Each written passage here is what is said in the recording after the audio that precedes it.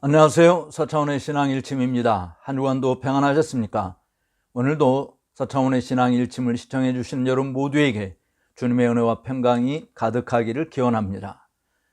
지난주 내내 폭우로 인해서 많은 사람들이 어려움을 겪었으며 수많은 이재민들이 있었습니다. 그런 가운데서도 하나님은 여전히 주님의 백성들에게 은혜를 베푸십니다. 오늘 서차원의 신앙 일침은 하나님이 베푸시는 은혜를 더욱 빛나게 하는 것이 뭘까라고 하는 것입니다. 하나님의 은혜를 더욱 빛나게 하는 것. 무엇이 주께서 주의 백성들에게 베푸신 은혜를 더 찬란하게, 더 복되게, 더 풍성하게 드러내는 것이 될까요? 사실 인간의 본성이라고 하는 것은 열매 없는 것이고 더럽고 완악하고 포악합니다. 노아 홍수 때만의 모습이 아니라 지금도 인간이 부패하고 결과적으로 땅도 부패하고 포악한 일들이 곳곳에 우리가 상상할 수 없는 모습들로 나타나고 있습니다. 이러한 상태를 하나님께서 복음 안에서 우리를 부르시는 것과 나란히 놓고 비교해 본다고 한다면 복음 안에 나타난 하나님의 은혜가 얼마나 크고 놀라운지를 더욱 깊이 느낄 수 있습니다. 하나님은 허물과 죄로 죽었던 우리를 불러 신부로 삼으시고 자신과 결혼하자고 말씀하신 것이죠. 우리는 하나님의 은혜가 이토록 부적합한 자들에게 나타났다는 사실을 보여주는 내용들을 먼저 살펴보도록 하겠습니다. 사실 하나님은 우리를 필요로 하실까요? 답은 아니올시다라고 하는 것입니다. 나의 선함이 주께 미치지 못하나이다.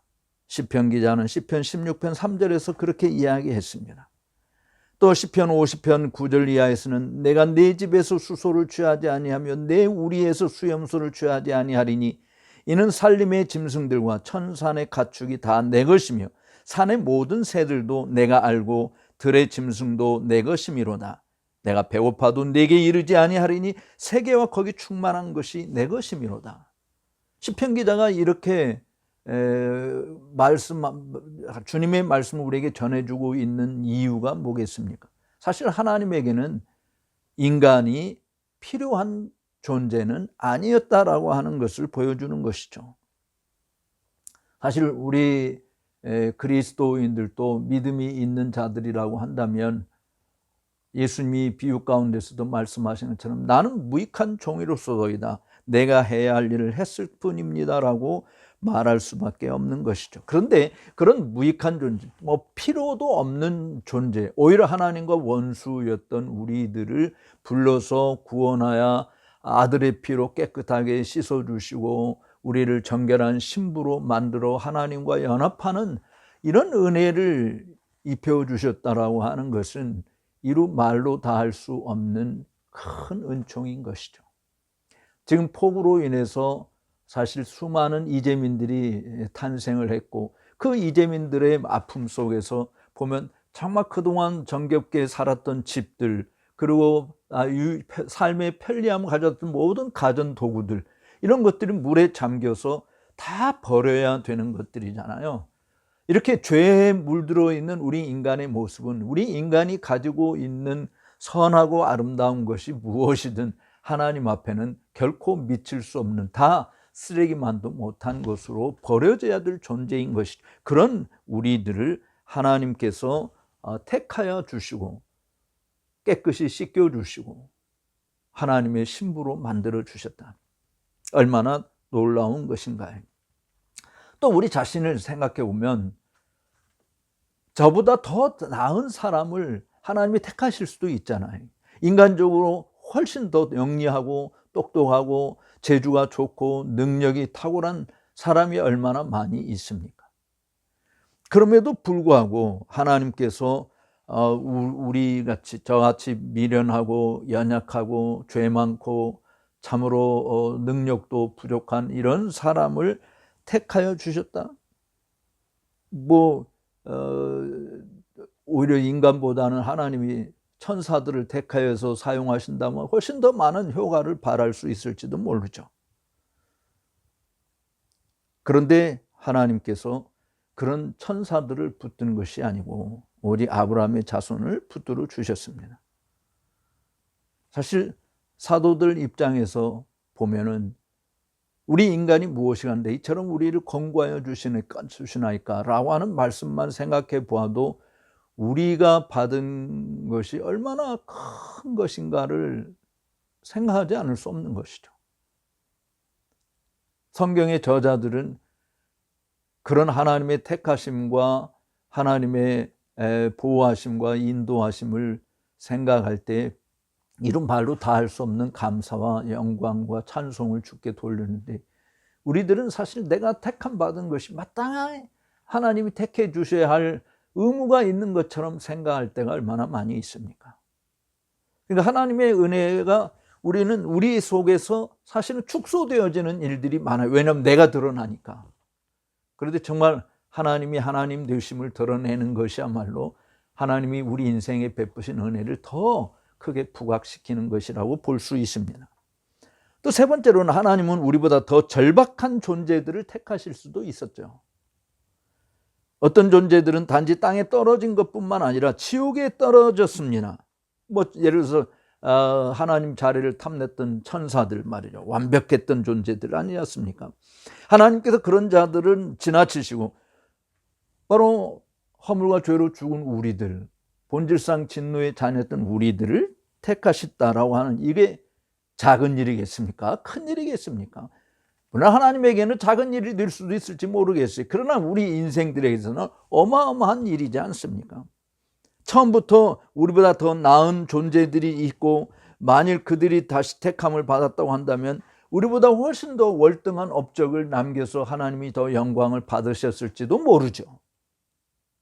그런데도 불구하고 허물 많고 낙심잘하고 시의좌절하고 결심도 쉽게 무너지고 마음은 있어도 육신이 약해서 제대로 감당하지도 못하는 일들이 넘쳐나는, 하나님의 은혜를 입고도 감사하지도 않을 뿐만 아니라 감사를 하더라도 사실은 또 죄의 유혹에 빠져서 넘어지고, 그래서 하나님 앞에 늘 용서를 구해야 되는 그런 존재인 우리들을 여전히 택하시고 사용하신다라고 하는 것입니다. 그리고 네 번째로 하나님은 더 강하고 지혜로운 존재를 택하실 수도 있었습니다. 만일 하나님께서 정말 하나님 자신을 위한 짝을 택하려고 한다고 한다면 왜 강하고 권세 있는 자를 택하지 않으셨을까? 사실 우리가 우리의 신부를 구할 수 있는, 택할 수 있는 권한이 우리에게 주어졌다고 한다면 뭐 정말 세계에서 제일 아름다운 사람, 또는 세계에서 가장 부유한 금수저 집안의 사람, 또는 뭐 학력이 뛰어난 사람, 능력이 뛰어난 사람, 뭐 재주가 좋은 사람, 뭐 이런 사람을 택하지 않겠습니까? 그런데 하나님의 택하심을 보시면 우리가 잘 아는 고린도전서 1장 26절의 말씀을 보면 육체를 따라 지혜 있는 자가 많지도 않고 능한 자가 많지도 않고 문벌조가 많지 아니하는데, 그런데 그런 그 탁월한 사람들 가운데서 하나님이 택한 것이 아니라 오히려 세상에서 미련한 것들을 택하사 지혜 있는 자들을 부끄럽게 하시고, 세상에 약한 것들을 택하사 강한 것들을 부끄럽게 하시고, 없는 자들을 택해서 있는 자들을 부끄럽게 하시는 그런 하나님. 그러니까 가장 추한 자들, 가장 사납고 교만하고 잔인한 자들을 불러내셔서 하나님의 일꾼으로 삼으시는 이 모든 사실은 복음 안에 제시된 은혜를 얼마나 크게 높여주고 있는지를 나타내는 것들이죠. 그렇다고 한다면 그런 은혜를 입은 우리들이 취해야 될 자세는 뭘까요? 겸손해야죠. 제 자신의 삶을 돌아보면 겸손하지 못해서 하나님께 채찍을 맞는 일들이 참으로 많았습니다. 겸손이라고 하는 것은 정말 뭐 어느 한순간 내가 겸손하게 살아야지 결단한다고 해서 되는 것이 아니고, 항상 교만이 꿈틀대고 있기 때문에 그 교만을 죽이는 훈련을 늘 매일 해야 된다라고 하는 것을 우리가 잊어서는 아니 될 것입니다. 우리는 우리의 본성과 복음 안에 주어진 은혜를 어떻게 받아야 할지 잘 압니다. 내가 스스로 미워하고 티끌과 재 가운데서 회개할 수밖에 없는 존재라고 하는 것을 우리는 인정합니다. 그러므로 우리는 모두 하나님 앞에서 겸손한 자가 되어야 돼요. 왜냐하면 겸손한 자에게 하나님이 은혜를 더 주시거든요. 교만은 패망의 선봉이고요. 겸손은 은혜의 앞잡이고요. 따라서 우리 자신의 출신이나 지위나 내가 가진 지식이나 또는 학력이나 어떤 경험이 이런 것들을 내세울 수 있는 것이 아니다라고 하는 것이, 우리의 족보라고 하는 것은 사자굴에서 온 자, 더럽고 천한 존재, 더러운 욕망과 잔혹함에 사로잡혀 서로를 삼키려고 몸부림쳤던 그런 소굴에서 건져냄을 받은 그런 존재 아니, 우리의 과거를 보면은 말이죠.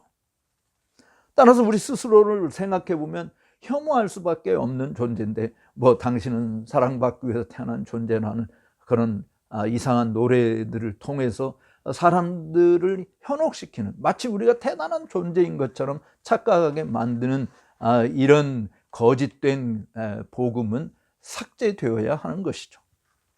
하나님 앞에서 겸손하게 행하는 것이 우리가 마땅히 해야 할 일이다라고 하는 것입니다. 제가 선교직 하는 거 이런 일을 때 주변의 목사님들이 정말 서 목사님 훌륭한 일을 하십니다. 칭찬하시고 그럴 때 우쭐할 수 있어요. 그런데 정말 저는 그런 칭송을 받을 만한 자격이 못 되는 것입니다. 마땅히 내가 해야 할 일을 하는 것이고, 내가 받은 은혜를 나누는 일들을 하는 것은 마땅히 해야 할 일인 것이죠.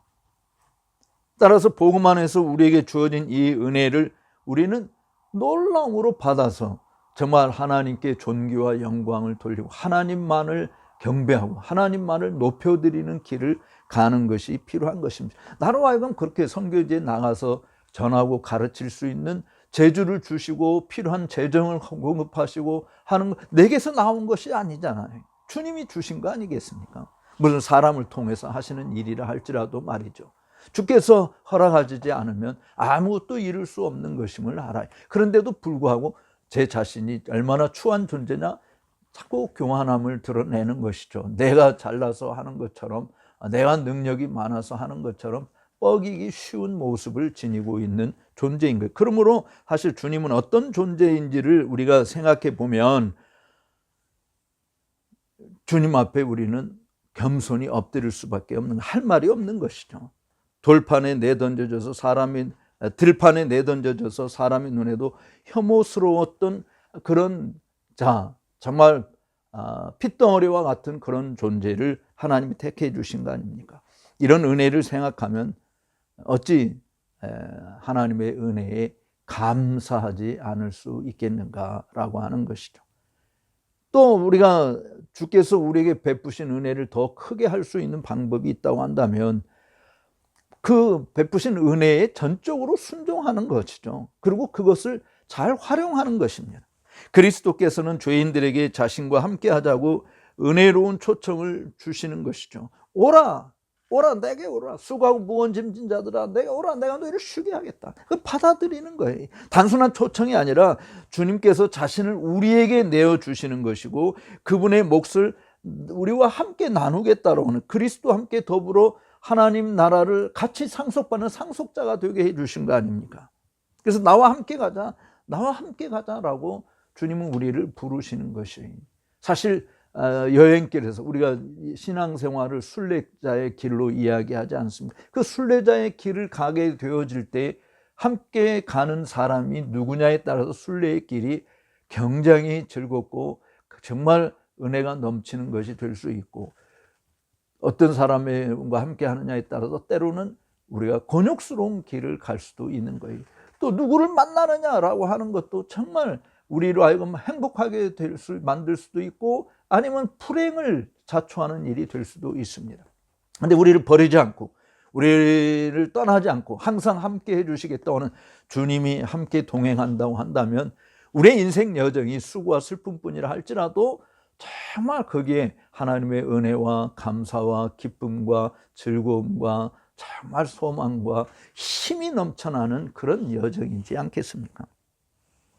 하나님께서 특별히 선교지 같은 이런 오해지에 우리가 나갈 때 정말 하나님이 함께 해주지 않는다고 한다면 그곳에서 무슨 일을 만나는지 우리가 어떻게 알 수 있어요? 근데 하나님이 함께 하시고 보호하시고, 물론 어려움 가운데에서 어려움을 전혀 안 만난다라고 하는 것은 아니에요. 어려움을 만날 수 있습니다. 그런데 그 가운데서 하나님이 함께 하심을 우리에게 확증해 보여주시는 놀라운 기적들이 있지 않습니까? 사실 우리가 하나님께서 우리를 부르실 때 여러분들은 이유를 따지지 마시고 그냥 순종하시는 것이 제일 좋은 것이다 라고 하는 거예요. 복음을 전하는 사역자들 통해서 말씀으로 우리를 부르실 때 네라고 대답하는 거. 많은 사람들이 초청을 받아도 사실은 택함을 받은 사람 많지 않잖아요. 우리는 그리스도를 대신해서 우리에게 간청하는 하나님의 종들의 메시지를 듣고 하나님과 화목하게 되는 일들이 매우 필요한 것입니다. 그리고 또 그런 외적인 부르심만이 아니라 내적으로 성령께서 우리 안에서 우리의 마음을 감화시키고 우리에게 감동을 주셔서 그 말씀 앞에 더 나아가게 하는 일들을 할 때 그것을 거절하지 말고 미루지 말라. 그리고 즉각 순종하는 것이 필요하다라고 하는 것입니다. 그래서 주께서 택하시고 가까이 오게 하사 주의 뜰에 거하게 하신 사람은 복이 있다라고 시편 기자는 이야기하고 있는 것이죠. 사실 하나님이 우리를 이끌지 아니하시면 누구도 하나님께 나올 수 있는 자는 없는 거예요. 근데 하나님이 이끄실 때 저항하지 말고 네라고 순종하자라고 하는 것입니다. 따라서 주님의 이 부르심, 정말 우리를 부르시고 주님과 함께 살게 하시고 주님께 속해 있는 모든 신령한 복들을 함께 누리게 하시는 이유가 뭘까요? 결국 하나님께서 우리를 불러주신 것은 우리를 불러주신 그 아름다운 덕을 선전하는 거 아닙니까? 왜 하나님 우리를 거룩한 나라요 그의 소유된 백성이요 왕같은 제사장으로 만들어 주셨을까요? 바로 하나님의 아름다운 덕을 선전하시는, 하나님께서 지엄하시고 거룩하시고 의로우시고 선하시고 은혜로우신 그 하나님이 정말 우리 같은 하나님의 원수요 진노의 자식들이고 허물가지로 죽었던 죄인들이고 말이죠. 연약하기 짝이 없는 그런 존재에게 다가오셔서 우리를 택하여 깨끗이 씻겨주시고 하얀 세마포 옷을 입혀주시고 의롭다함을 받게 하시고 그 하나님 앞에 정결한 신부로 주님과 결혼하는 그런 복을 누리게 하신 이유가 뭐냐? 그런 은혜를 전하는 것이에요. 요즘에 정말 기독교가 힘이 없는 모습으로 추락해 버리고 말았습니다만 저는 그것이 정말 하나님이 우리에게 베푸신 은혜가 무엇인지를 듣지 못한 데서 일어나는 현상이라고 보아져요. 하나님이 우리 인생에게 베푸신 은혜가 얼마나 크고 놀라운 것인지를 늘 우리가 들려줄 때 우리 자신이 무엇을 위해서 살아야 할지가 드러나는 거 아니겠습니까? 근데 그런 은혜를 우리가 듣지 못하게 되어져 마치 내가 잘나서, 사실 요즘에 강단에서 들려지는 메시지 전체들이 보여지면 그것을 들어보면은 상당수가 다 우리 자신에게 초점을 맞추고 있잖아요. 우리가 이렇게 할 수 있다, 우리가 이런 사람이다, 저런 사람이다. 그래서 우리 자신을 드높이려고 하는 그런 이 미혹에 빠지는 일들이 얼마나 많이 있는지 모릅니다. 내가 드러나면요 하나님이 감추어지죠. 내 자신을 뽐내게 되어지면 하나님이 숨어버리지 하나님은 그곳에 나타나지 않습니다. 그러므로 우리의 삶의 현장에서 우리가 얼마나 주님을 높이느냐라고 하는 부분, 왜 하나님께서 우리에게 은혜를 주시지 않습니까? 은혜가 충만하신 하나님이신데 하나님 은혜 주시기를 기뻐하시는 분이잖아요. 근데 왜 우리가 은혜를 못 누리고 사느냐? 오히려 받은 은혜조차도 축소시키고 메마른 것으로 전락시키는, 그건 내 자신 때문에 일어나는 일이에요. 내가 나를 높이는데, 내가 나를 내세우는데, 내가 고개를 뻣뻣이 들고 있는데 어떻게 하나님의 은혜가 크게 확대되겠어요? 사실은 우리가 겸손하면 겸손할수록, 우리가 낮아지면 낮아질수록, 우리 자신을 숨기면 숨길수록, 우리가 저 뒷자리에 나아가면 나아갈수록 사실은 하나님의 은혜는 더 크게 드러나게 되어 있는 것입니다. 요즘에 전도 활동도 보면은 그야말로 우리 자신을 뽐내는, 간증 집회에 나와서 간증하는 사람들도 처음에는 정말 하나님의 은혜를 높이다가도 뭐 하다 보면은 또 자기 자신을 내세우는 일들로 빠져버리는 그런 경향들도 많이 나타나는 것이죠. 어쨌든 우리 인간을 내세우는 일들을 죽이고 그것은 정말 숨겨야 되고, 그 사도 세례 요한이 나는 쇠해야 되고 그는 흥해야 되겠다라고 하는 이런 말씀, 또는 사도 바울이 살든지 죽든지 내 안에서 그리스도만 존귀케 되기를 원한다라고 하는 이런 말씀처럼 우리의 신앙적 결단도 정말 주님만을 높여드리는 것이 되어야 되지 않는가. 그것이 하나님의 은혜를 더 크게 드러내는 일이 될 수 있다라고 하는 것입니다. 그래서 그의 능력의 지극히 크심을 따라 우리에게 베푸신 것, 그리스도를 죽은 자 가운데서 살리실 때 행하신 정말 그 놀라운 은혜의 역사, 앞으로 장차 우리가 누리게 될 성도 기업의 그 풍성함이 어떠한 것인지를 더 감격스럽게 받아들일 수 있는 그런 기회들이 우리 앞에 펼쳐지게 될 것이라고 믿습니다.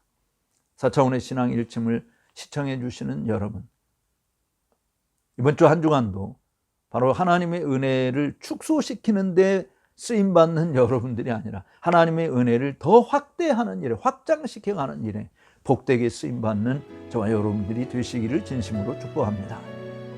오늘 4차원의 신앙 일침을 시청해 주신 여러분들께 감사를 드립니다. 다음 주에 다시 뵙도록 하겠습니다.